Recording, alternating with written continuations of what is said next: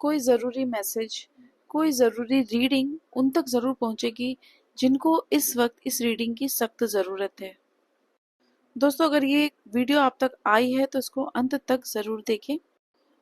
आज की रीडिंग उन ऐसी एनर्जीज के लिए ना जो इस वक्त बहुत ज़्यादा दुखी हैं। मुझे ऐसा लग रहा है कि वे इतने ज़्यादा टूटे पड़े हैं और वो एक ही बात सोचते रहते हैं कि आखिर ऐसा क्यों हुआ, हमारे साथ ही ऐसा क्यों हुआ। मैं देख रही हूँ कि कोई ऐसा एडिक्शन, कोई ऐसे रिश्ते या कोई ऐसे शख्स के साथ आप हमेशा से इन्वॉल्व थे जिनकी ना आदत पड़ गई थी आपको। ये रीडिंग आप किसी पे भी ले सकते हैं, ये लवर्स भी हो सकते हैं, ये पेयर भी हो सकते हैं, शादीशुदा भी हो सकते हैं, अनमैरिड भी हो सकते हैं, ये भाई बहन भी हो सकते हैं, या ये बाप बेटे, माँ बेटी, कोई भी रिश्ते हो। ये जो भी आप देख रहे हैं ना, ये आप सब पे एप्लीकेबल है।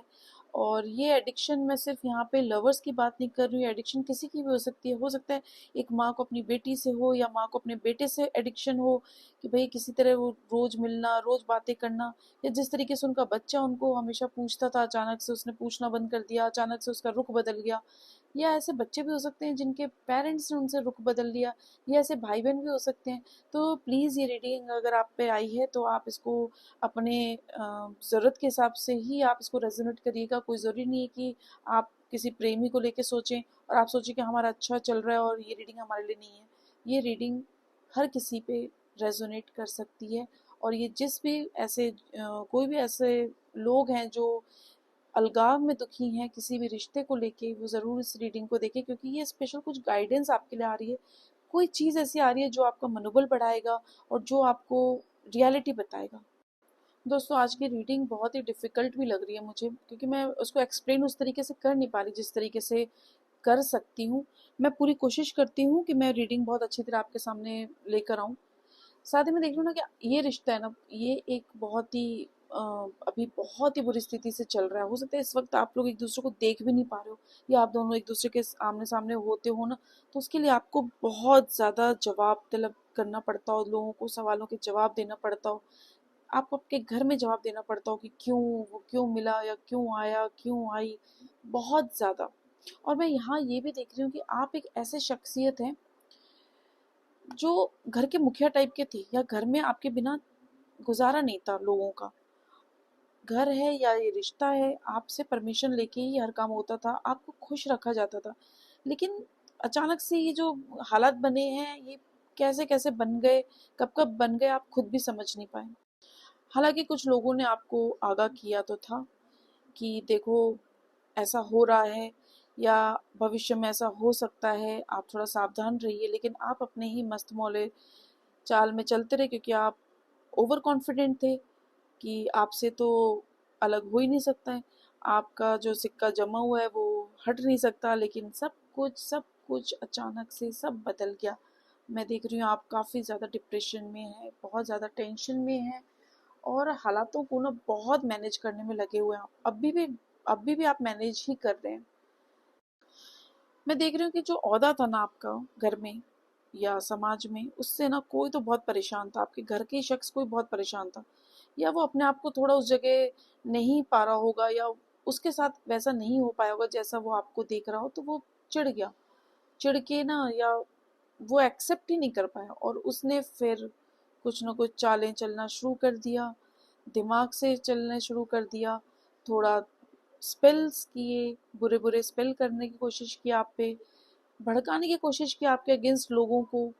इस तरीके से वो काफ़ी लंबे समय से ना इस कोशिश को करने में लगे हुए थे, और उसके बाद फाइनली वो सक्सेस भी हो गए।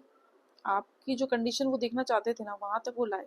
और इस बात से बड़े खुश भी हैं कि आप इस जगह बहुत दुखी हैं। आपका ये जो दुख इस वक्त है ना, इससे बहुत खुश हैं कुछ तो। मैं यहाँ ये भी देख रही हूँ कि आपने अपने हालातों को भगवान के ऊपर छोड़ दिया। आपने छोड़ दिया है कि जो होगा देखा जाएगा, मैंने अपनी तरफ से पूरी कोशिश कर ली, मैं कहीं गलत नहीं था या मैं कहीं गलत नहीं थी, अब जो है सब मंजूर है। आपको पुरानी बातों की यादें भी बहुत आती हैं, आप बहुत ज़्यादा रिग्रेट भी करते हैं कि यार क्यों इतना समय इस चीज़ों में दिया, मैं समझ नहीं पाया या समझ नहीं पाई। तो मैं काफ़ी चीज़ें देख रही हूँ यहाँ पे। बहुत ही टिपिकल कंडीशन दिख रहा है मुझे, बहुत टिपिकल कंडीशन, और बहुत ही ज़्यादा कष्ट में हैं आप, और इन कष्टों को आप एक्सेप्ट भी कर लिए हो। मैं आज देख रही हूँ ना कि आपने एक्सेप्ट कर लिया है कि यार ये मेरी लाइफ में तो ये कंडीशन ठीक है आ गई, अब हम इसका सॉल्यूशन नहीं ढूंढ सकते, तो आपने सबको वहीं छोड़ के आप एक रेस्ट वाले मोड पे आ गए हो, आपने सरेंडर कर दिया खुद को। चलिए दोस्तों, देखते हैं कि आगे क्या आपकी लाइफ में होने वाला है, ये कंडीशंस क्या आगे आपको रंग दिखाएगी, क्या अंजाम आएगा। फ्रेंड्स, ये जो जिस किसी ने भी आपके साथ ये हालात बनाए ना, वो खुद भी खुश नहीं है। खुद भी ना उसने अपने आप को, अपने अपनों को, आपके अपनों को भी आपसे दूर कर दिया। और उनके तो मुझे आप यहाँ फाइनेंशियली हालत भी बहुत बुरे दिख रहे हैं। ऐसा लग रहा है जैसे सड़क पर आ गए हैं वो लोग। आपके साथ बुरा करने के बाद उनके साथ भी अच्छा नहीं हो रहा है ना। बहुत ओवर बर्डनड आप हैं, मैं देख रही हूँ कि आपने काफ़ी, आप इस स्ट्रेस में ना बहुत ज़्यादा सोच रहे हैं। अगर आपके दिमाग में चल रहा है कि क्या है आगे, इसका क्या अंजाम है, तो दोस्तों इसका कोई भी अंजाम ऐसा नहीं है जो आपको नुकसान देगा। आपको अपने आप को स्ट्रॉन्ग करना पड़ेगा, क्योंकि ये परिस्थितियाँ परमानेंटली ख़त्म होने को है और ये परमानेंटली ख़त्म होगी। एक ये जो चला आ रहा था ना आपकी लाइफ में, ये साइकिल बार बार आपके सामने रिपीट हो रहा था। आपने कई मौके दिए इनको भी, और इन हालातों को संभालने में आप काफ़ी लगे रहे, लेकिन कहीं ना कहीं अब इसका अंत होने का टाइम आ गया है। और आप इस वक्त दिल से बिल्कुल सोचने को तैयार नहीं है। आप समझ चुके हैं कि आपको आपके दिमाग से ही चलना ठीक है। ये ऐसे शख्स नहीं थे जिनके लिए आप अपना दिल लगाएं, लेकिन आपने अपने दिल से चाहा है तो आपको सब झेलना पड़ा। आप अपने आपको ना बहुत जल्दी स्टैंड करने वाले हैं। आप अपने इन इमोशंस पे, अपने इन सोच पे कंट्रोल करने वाले हैं। आप अपने लिए जीना शुरू करने वाले हैं। आप सिर्फ अपने लिए करेंगे, अपने परिवार के लिए करेंगे, और आप बहुत जल्दी, आपके सामने सब कुछ क्लियर होने वाला है।